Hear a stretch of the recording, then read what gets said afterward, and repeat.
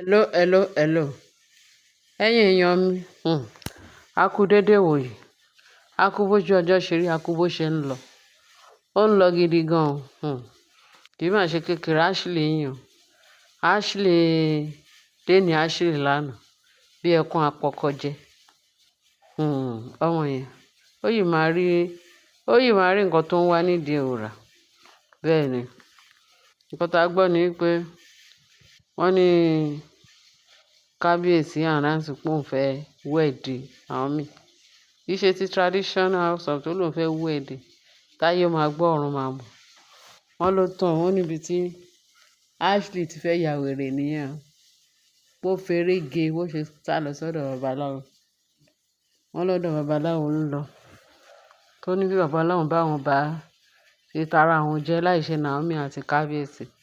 Pé wedding tó sọ pé wọ́n fẹ́ ṣe yẹn pé kó má ṣe ṣe. Kán jà, kán ṣe kínní, kán lura wọn, kán ṣe gbá, kán ṣàwò. Pé kò gbọdọ̀. Irú ò gbọdọ̀ bọ́ sí. Irú ò gbọdọ̀ ṣe. Irú ò gbọdọ̀ mọ̀. Báṣìrí ṣe tú ni. Ẹ gbọ́ o. Torí táṣìírí ò bá tú àní gbọ́. Àti ẹni gbọ́ nǹkan. Wọ́n ní ṣe ni Ashley pé ṣe ló ń gbọ̀n. Láyé kábíyèsí ò lè ever ṣe lè fún òun. Kọ́ tó máa fi nítorí ẹ̀ ṣe léyìí. A jẹ́ pé tó bá ṣe, a jẹ́ pé òun máa kú dànù. Kì í ṣe ìṣojú òun ló ti fẹ́ ṣe o. Kì í ṣe o. Kì í dẹ̀ ṣe kinní kan. Kábíyèsí ò gbọdọ̀ wẹ̀dì Naomi.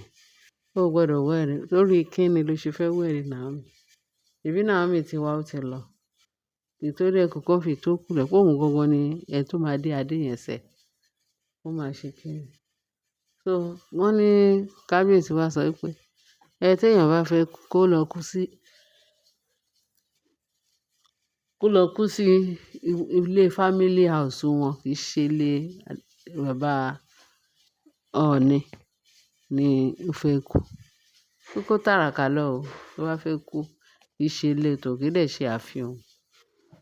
Wọ́n ní kì í ṣe Ashley. Wọ́n láṣìí ní pé gbogbo ẹ̀ tí ló ṣe lára ẹ̀ ń gbọ̀n. Pé kábíyèsí má ṣe lè fún mi o. Kábíyèsí owó bá ṣe bẹ̀rẹ̀ o. Kábíyèsí owó bá ṣe ṣe o. Kábíyèsí ní báwo ló ṣe bẹ̀rẹ̀. Tí kábíyèsí bá ní kó òun ṣìwé ìrántí kan Ashley. Pé kò tó ẹni tó òun lè sọ wípé kó òun fẹ́ sílé. Ashley ló mọ bó ṣe rìn wá. Ashley náà ló mọ bó ṣe fẹ́ rìn lọ. Gbogbo èyí tó ń ṣe yẹn tipátipá ti kúkù. Pé kábíyèsí ní là. Òun ò fẹ́. Àbí òun sọ fún ẹ pé òun ò fẹ́. Òun sọ fún ẹ pé ìfẹ́ wa ò yẹ kó rí bẹ́ẹ̀. Torí òun kàn lè gbójú gbóyà kójú òun clear kó sọ pé irú Ashley yẹn ló fẹ́ fẹ́. Ó ní tí ò bá jẹ́ nǹkan tó dé. Ó ní kì í dẹ̀ ṣe pé òun dẹ̀ fẹ́ tọkàntọkàn. Iṣẹ́ ló fẹ́ ṣe. Òun dẹ̀ ní kó ṣiṣẹ́. Iṣẹ́ tó dẹ̀ ṣe tó jẹ́ pé ojú kábíyèsí. Although ṣá, tí a bá sọ lọ sọ bọ̀ wọ́n máa sọ pé bóyá ó ní nǹkan tó ṣe fún kábíyèsí. Ó ní nǹkan tí iṣẹ́ tó ṣe sí ara kábíyèsí. Òun ló jẹ́ kí Naomi gbà fún by force by fire. Ẹbí kábíyèsí náà lágbára. Ṣùgbọ́n òun náà ní àwọn àjẹsára tó lè máa knock gbogbo àwọn nǹkan yẹn dànù. Kí ló dé tí Naomi wá? Kí ló dé tí kábíyèsí fojú lẹ̀? Òun náà yẹ kó gbáradì. Ashley tó wà lọ nǹkan kan fún un. Wọ́n ròyìn pé gbogbo àwọn tó wà ní ààfin except Elizabeth àti Naomi. Pé gbogbo wọn ti mọ̀ pé ọ̀nà èrú náà fẹ́ gbà wọ́n. Torí ẹ̀ pé wọ́n múra gidi gan. Kábíyèsí dẹ̀ ti fara lẹ̀. Ó ti dára lẹ̀ pé bẹ́ẹ̀ ni. Meanwhile, kábíyèsí ti fi ìtara sọ fún Mariam. Ó ti sọ fún Mariam nípa Queen Naomi. Pé mo jẹ́rìí kábíyèsí. A ti sọ tán. Ojú kábíyèsí tó là. Wọ́n ti sọ oríṣiríṣi fún pé ó bínú lọ o. Ó ṣe kíní. Ó ti sọ pé ẹni tó bá sọ pé òun ò ṣe kíní. Ẹgbẹẹgbẹ̀rún obìnrin lòun máa fẹ́ lẹ́yìn. Ẹgbẹẹgbẹ̀rún ló máa ṣe kíní. Kábíyèsí àti sọ.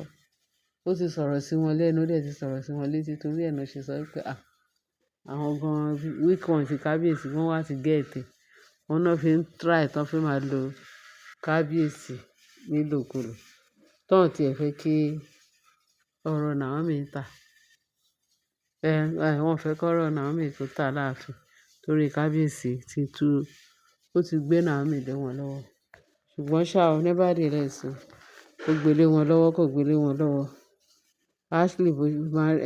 Naomi bó ṣe wà yìí, ó ti ready pé tí kábíyèsí bá lè tú òun sílẹ̀ tó bá sọ fún un pé kó dà, ó máa lọ. Ó lóun ready láti lọ.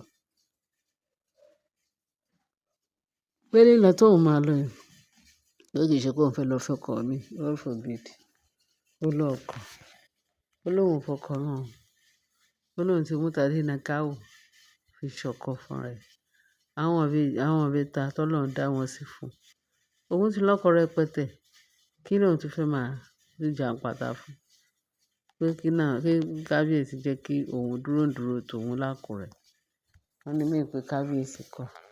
Ibẹ̀ tó láti sọ fún gbogbo wọn pé òun kàn wà ní ààfin yìí o. Òun ń ṣe tààfin. Tí ó bá yá, òun á jókòó. Tó bá tún wù òun á tún lọ. Pé ṣùgbọ́n ìyàwó kábíyèsí lòun jẹ́. Òun ló lórí kábíyèsí. Kò sí ibikíbi tóun fẹ́ yẹ̀ sí. Ìyàwó kábíyèsí lòun títí ayérayé. Tẹ bá wò dáadáa, gbogbo wọn ti tẹ́. Gbogbo wọn ti tẹ́ pátápátá. Ọkọ tọ́lọ́run sọ pé òun fẹ́ ṣe fún wọn, òun ló ti ń ṣe. Mo gbọ́ pé wọ́n fẹ́ demolish ilé àwọn olórí láàfin. Bí kábíyèsí bá demolish, inú wa máa dùn. Ó ti pẹ́ ta tí ń gbọ́ pé ó fẹ́ demolish. Torí tó bá tiẹ̀ demolish, àfi máa rójú, àfi máa ráyè. Kábíyèsí, ìyanu Ọlọ́run á ṣíjú bò yín. Ẹ mọ nǹkan tó yẹ kẹ́ ṣe. Ọlọ́run á kọ́ yín. Ṣé rí gbogbo àwọn túláàsì tó wà láàfin yẹn? Ọlọ́run ò ní jẹ́. Wọn ò ní gbẹ̀mí ẹni kankan. Wọn ò ní gbẹ̀mí yín, wọn ò ní gbẹ̀mí àwọn ọmọ yín. Wọn ò ní gbẹ̀mí ìyàwó yín, olólùfẹ́ yín jùlọ. Naomi. Torí bọ́n ṣe wà yín, wọ́n ṣe náà kàn ṣe ẹlẹ́yà. Gbogbo ìròyìn wọn tá à ń fún yín, ẹlẹ́yà ni. A ní kí a máa fi wọ́n ṣe ẹlẹ́yà kẹ́yìn náà lè gbọ́. Wọ́n ṣe ẹlẹ́yà pátápárakọ̀. Naomi lè kí Naomi gbọ́ káyé gbọ́ kọ́run. Wọ́n máa ṣe ẹlẹ́yà, wọ́n yìí máa ṣe ẹ̀sìn. Tẹ́ wọ́n gbọ́ ẹ̀sìn, òun náà ti ra wọlé yìí. Wọ́n lè máa ṣe ẹ̀sìn dànù. Ẹ̀yin èèyàn mi, wọ́n ní kòńdó kan pọ̀ ṣókí lọ́bẹ̀ oge. Àwọn olórí, wọ́n mean nǹkan tó ń ṣe. Ṣùgbọ́n ṣá, àṣedànù ti pọ̀ jù fún wọn. Báwo náà ṣe fẹ́ rí bá ti ṣe, báwo náà ṣe fẹ́ rọ́nà gbígbà. Ẹ rí ṣẹ̀yìn èèyàn wa. Ẹ kí bàbá kábíyèsí, ẹ kí ló ń jẹ? Ẹ kí kábíyèsí, pé kábíyèsí kó jọ̀, kó ran Naomi náà lọ́wọ́ torí Naomi ti ń gbà fún kábíyèsí tipẹ́tipẹ́. Kẹ́ bá jẹ́ kí kábíyèsí ó gbọ́ nǹkan tí ìyàwó ẹ̀ sọ. Ìyàwó ẹ̀ sọ because Mariam, ìwọ náà ní sùúrù. Kábíyèsí gbọ́ gbogbo nǹkan tí ó sọ. Pé ṣùgbọ́n àwọn túláàsì yẹn náà fẹ́ yẹra. Ẹnìkan tó máa yẹ̀ wọ́n lára wà o. Kán yìí máa bá eré wọn bọ̀. Kán máa bá iṣẹ́ bọ̀. Ṣán sọ pé wọ́n ní gbọ́rọ̀. Apá Ọlọ́run bẹ lára mi.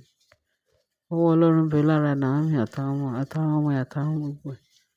Bẹ́ẹ̀ ni kò sí ẹ̀tànjọ kankan tẹ́nìkan lè tan Naomi jẹ ní ààfin tó máa succeed. Pọ̀ náà ni wọ́n máa ṣe. Ẹ̀yin èèyàn mi jàre o. Kẹ́ bá mi share, kẹ́ bá mi like, kẹ́ bá mi subscribe. Ṣé ti gbọ́? Ẹ ṣé gan-an ni o bẹ ṣe ń tẹ́tí sí wa o. Láyọ̀ o.